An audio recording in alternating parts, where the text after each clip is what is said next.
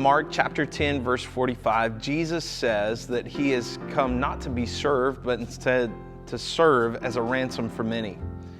And for us who hear that today, that may be a very odd statement to hear. I mean, Jesus claimed to be the King of Kings, to be the Messiah, the one who delivered people. But usually when we hear the word ransom, we think of a hostage situation, or we think of someone being held captive. And we don't normally think of ourselves in that situation. We don't think of ourselves as captives or being held hostage. But the reality is that you and I sold ourselves willingly into the slavery or the bondage of sin. And because of that, we were eternally separated from God.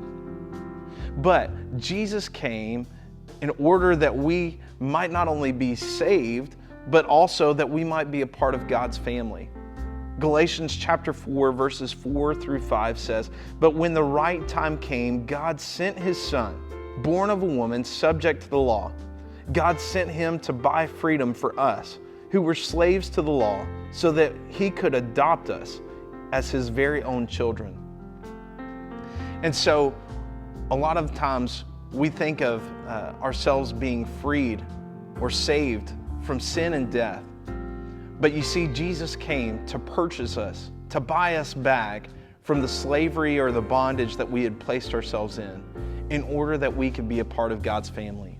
And so what a wonderful time to celebrate being a part of God's family, right? You may be lonely. You may be on a rocky ground with your family, but God has called you to be a part of his family, to be one of his children. And so this Christmas, you're not alone. You are in God's family and in his hands, and he welcomes you with open arms. Merry Christmas.